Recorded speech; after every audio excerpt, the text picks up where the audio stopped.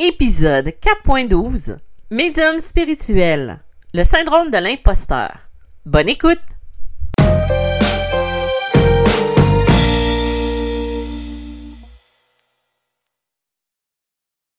Bonjour, bienvenue dans ce nouvel épisode de Médium spirituel. Mon nom est Isabelle B. Tremblay. Je suis auteure, médium, conférencière dans le domaine de la spiritualité et de la médiumnité.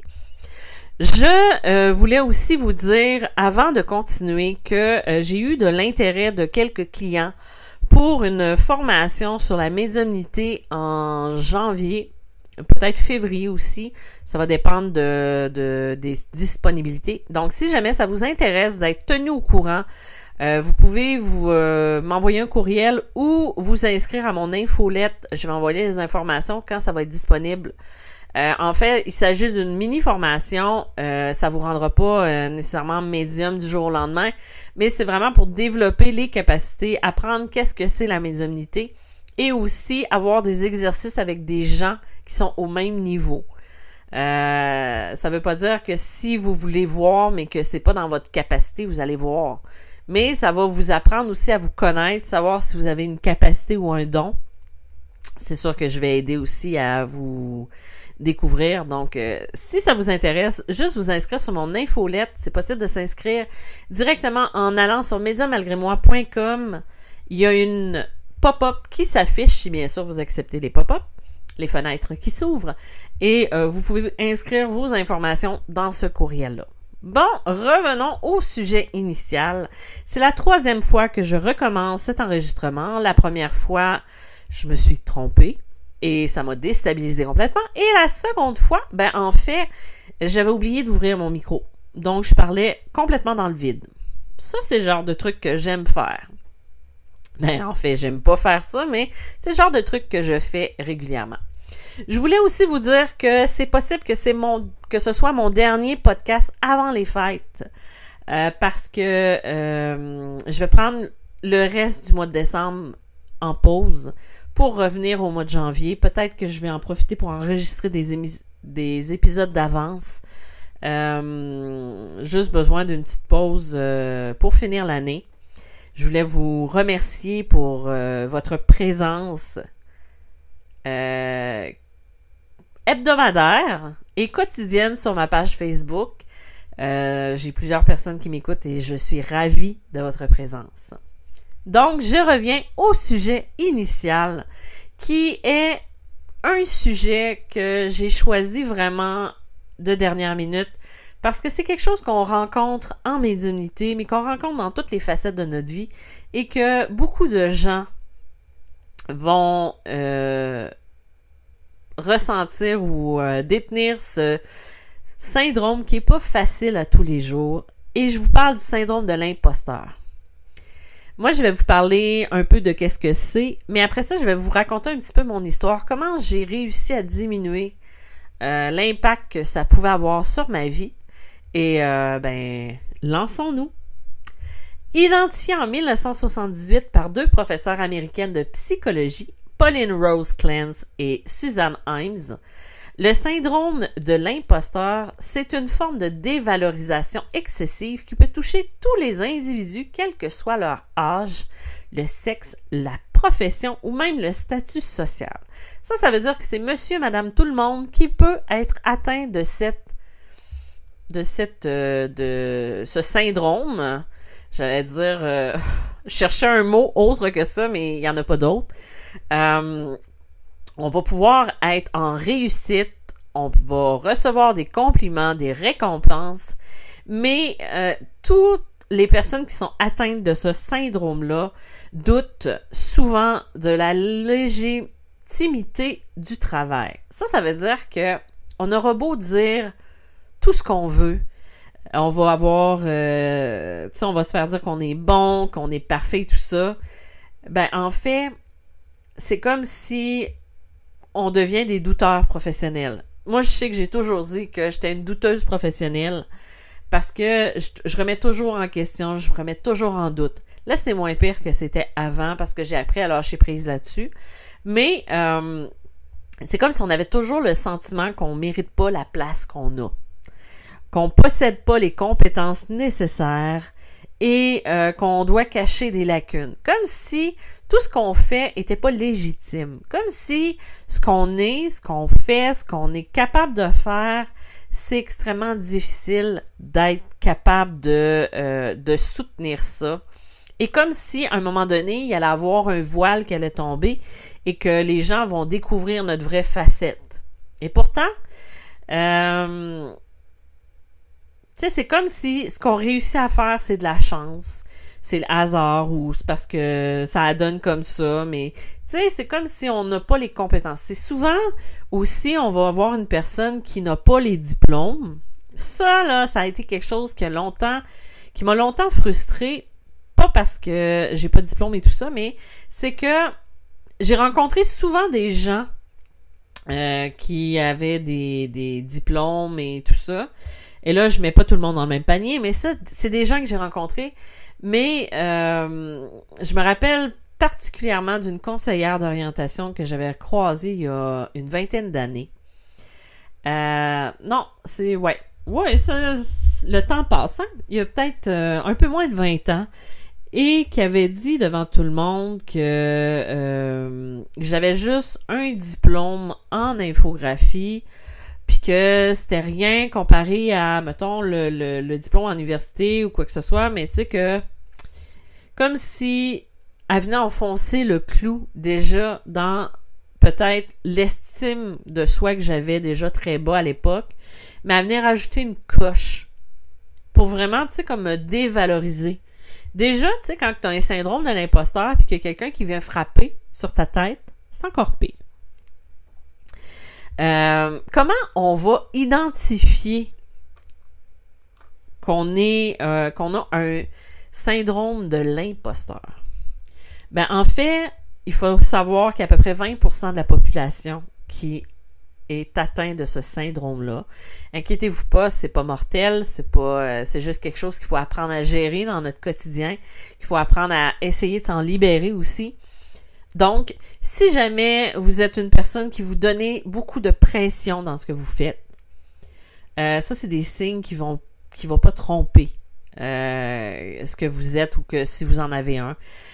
Si le manque de confiance en soi ou même d'estime de soi est vraiment en baisse, qu'on a de la difficulté à se faire confiance, qu'on a peur d'être démasqué puis que finalement les gens se rendent compte qu'on n'est rien ou qu'on est personne ou qu'on est au-dessous de ce qu'on devrait être, quand on a de la difficulté à accepter les compliments aussi, quand une personne est trop perfectionniste, quand on a quelqu'un qui va s'auto-critiquer ou se dénigrer constamment. Tu sais, quand on est toujours en train de se rabaisser, ça peut être un facteur qui peut, ou un signe qui peut nous trahir ce syndrome-là.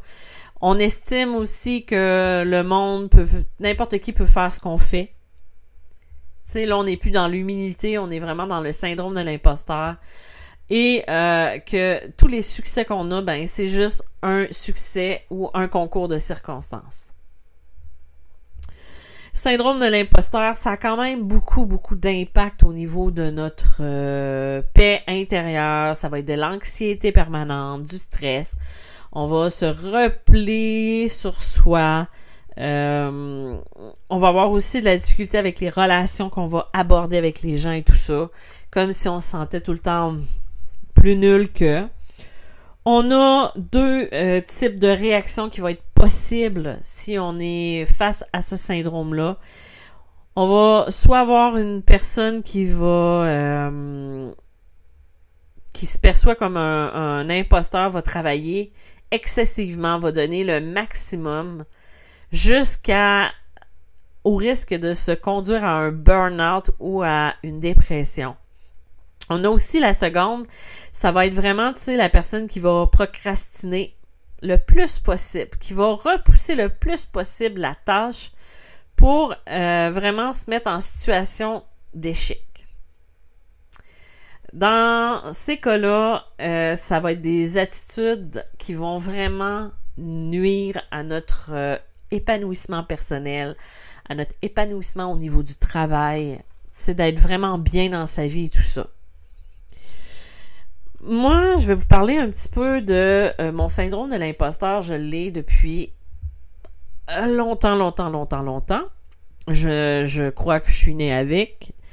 Ça peut aussi aller avec les croyances, avec la façon dont on se perçoit, avec ce qu'on est. Moi, je sais que mon syndrome de l'imposteur, je l'ai beaucoup à travers le côté multipotentiel que je possède. Tu sais, des fois, le monde va dire « Ah, mais t'es multipotentiel, ça devrait pas, t'es capable de faire plein d'affaires et tout ça. » Ben justement, c'est là que ça peut devenir quelque chose qui va être difficile au niveau émotionnel. C'est que quand moi, je suis une personne multipotentielle, c'est-à-dire que quand j'ai envie de faire quelque chose, quand je veux découvrir quelque chose, ben en fait, je l'apprends. J'apprends par des vidéos, par moi-même, et là, après ça, je suis capable de le faire. Tu sais, faire des bijoux. Je vais apprendre à dessiner, je vais regarder des tutoriels, je vais dessiner. J'ai envie d'apprendre à changer je sais pas quoi, là je dis n'importe quoi, mais j'ai envie d'apprendre à faire quelque chose, ben je vais regarder quelques vidéos, je vais l'apprendre par moi-même, je vais analyser, je vais être capable de le faire. Donc, à travers les années, moi, j'ai fait des études pour devenir infographiste parce qu'à l'école, j'avais un TDAH et à mon époque, ça n'existait pas encore ou en tout cas, c'était pas diagnostiqué. Donc, j'étais juste la fille qui tombait dans l'une puis qui dérangeait les autres parce que pour écouter, il fallait que je fasse soit taper du crayon, taper du pied, il fallait que je fasse quelque chose en plus.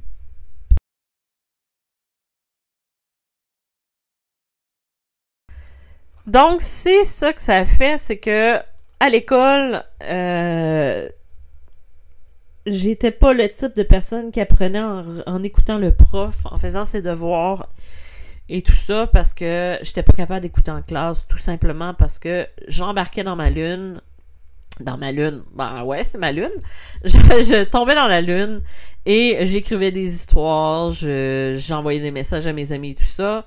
Et jusqu'à l'âge de 15 ans, où je suis entrée dans un programme qui permettait d'aller à notre rythme. Ce qui fait que moi qui avais toujours eu l'impression d'être stupide, ben pas stupide, mais de procrastiner puis de pas être capable de réussir à l'école, mais en même temps, je réussissais tout le temps à passer de justesse. Même si j'écoutais pas, je faisais pas mes devoirs, je faisais rien. Ben ça me tentait pas. Donc, à un moment donné, je suis rentrée justement dans un programme spécialisé où on allait à notre rythme. Et à partir de là, je me suis rendu compte que, finalement, je suis pas si stupide que ça. Parce que j'ai fait mes mathématiques de 4e secondaire en 1 mois. Et d'autres aussi classes que j'ai faites vraiment très rapidement en quelques mois seulement pour finalement, tu sais, faire une année qu'on fait plusieurs mois, ben moi, je l'ai faite en 1 mois, en 4 semaines.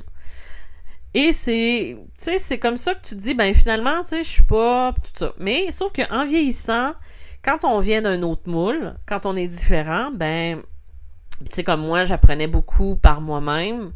Ben en fait, quand je me développais, ben j'ai appris à faire des sites web, j'ai appris à... Là, ça fait longtemps que je pratique plus, donc vu que la technologie va très très vite, ben en fait, j'en ai perdu beaucoup, mais j'apprenais par moi-même, j'étudiais pour apprendre, mettons, à aller me perfectionner dans ce que je faisais. J'étais infographiste, mais même en infographie, j'avais extrêmement de difficulté à travailler dans ce domaine-là parce que je me sentais pas à ma place. J'avais l'impression de... Je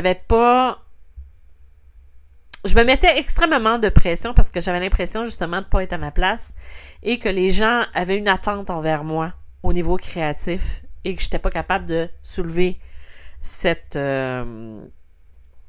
attente-là. Et aussi, quand j'ai commencé en médiumnité, quand j'ai commencé à vouloir me lancer, à offrir mes services, ben en fait, le syndrome de l'imposteur est arrivé aussi. Parce que tout le monde me disait plein de choses. Je me rappelle d'une personne qui m'avait dit « Ah, ben là, Isabelle, va falloir que tu fasses des formations sur l'énergie, puis va falloir que tu fasses ça, puis que tu aies des diplômes sur ton mur et tout ça. » Et moi, j'ai fait comme non.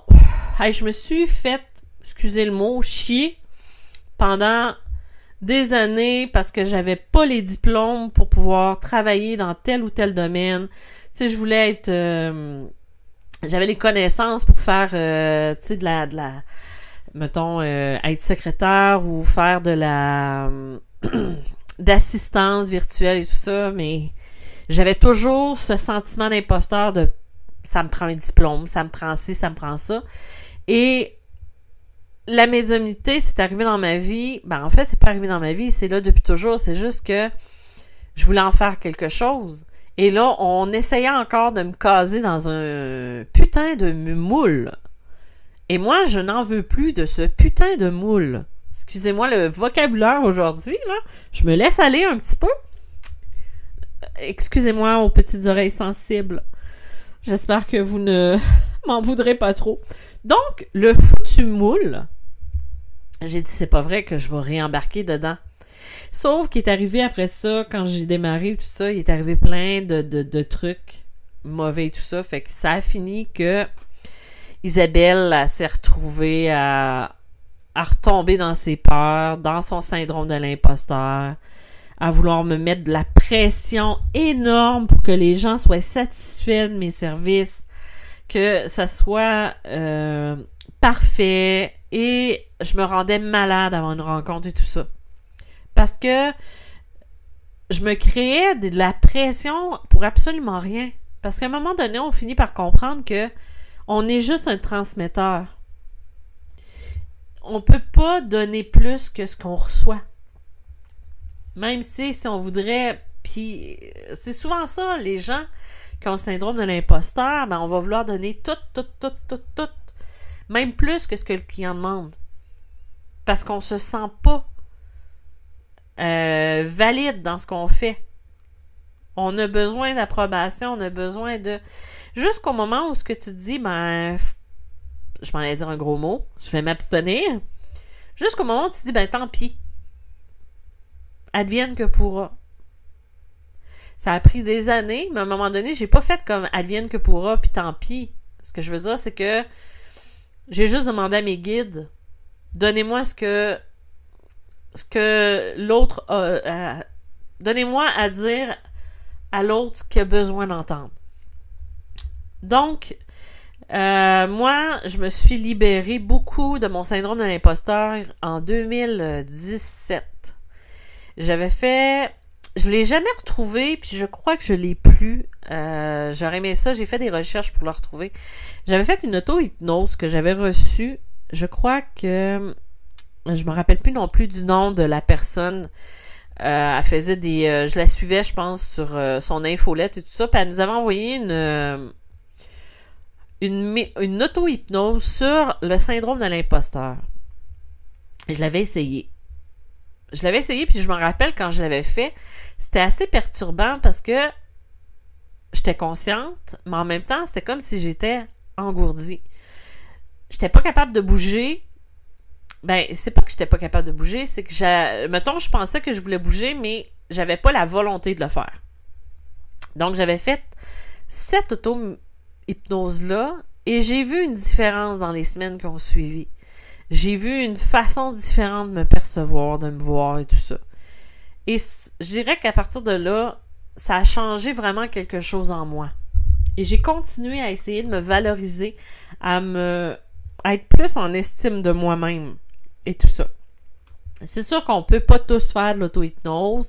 Il y en a qu'on peut aller voir un hypnothérapeute ou une personne qui fait de l'hypnose. Je connais des personnes dans mon entourage qui l'ont fait. Ça a aidé beaucoup. Mais on a besoin aussi de travailler. On peut pas juste remettre notre pouvoir dans les mains de quelqu'un d'autre puis dire, ben gars, arrange-moi ça pour que ça aille bien. Non, malheureusement, ça ne fonctionne pas comme ça. Désolée. Il y a différentes façons de se libérer de ce complexe-là, de ce syndrome-là. La première, c'est vraiment de reconnaître qu'on souffre de ce syndrome de l'imposteur. Je le dis souvent, à partir du moment où on reconnaît qu'on porte quelque chose, on peut commencer à s'en libérer. On peut aussi en parler avec les personnes qui nous entourent. Tu sais, notre entourage, notre famille, des personnes en qui on a confiance. qui vont nous aider, tu sais, de comprendre, ben, des fois, je fais ça, puis, tu sais, juste de mettre des mots sur le mal qu'on a, ça va permettre de s'en libérer. Aussi, de l'exprimer, de s'en sortir. Et en médiumnité, c'est facile d'avoir un syndrome de l'imposteur.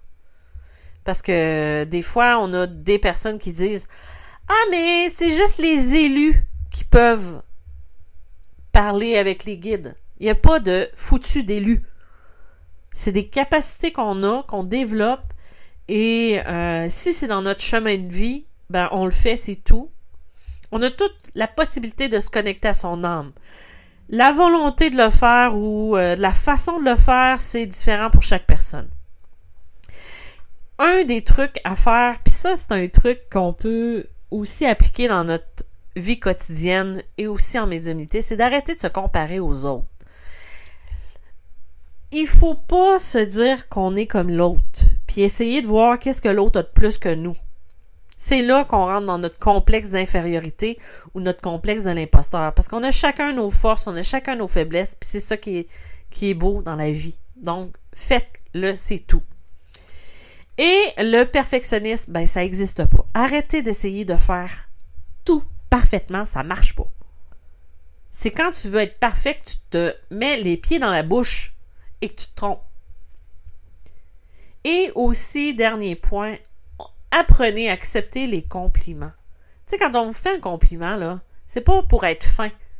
Oui, il y en a qui vont le faire pour être fin, mais ce que je veux dire, c'est que acceptez-le que vous êtes comme ça. Arrêtez de vous autocritiquer, de vous dire que vous n'êtes pas bon, que vous n'êtes pas si, mais juste d'essayer de changer ça. D'essayer de voir en vous ce qui est positif, puis ce que vous voyez de négatif, de juste l'améliorer, mais sans voir que c'est la fin du monde ou de changer complètement. Moi, je sais que je vis beaucoup mieux avec ce syndrome-là. Peut-être que j'en ai encore des petits restants, mais comparé à ce que j'étais il y a plusieurs années, c'est tellement mieux. Cette auto-hypnose que j'avais fait m'avait beaucoup aidé. Fait que des fois, tu sais, aller vers quelqu'un qui pourrait vous aider à ce niveau-là, quelque chose que vous faites vraiment pour vous. Et surtout, faites-le pour être bien dans votre peau.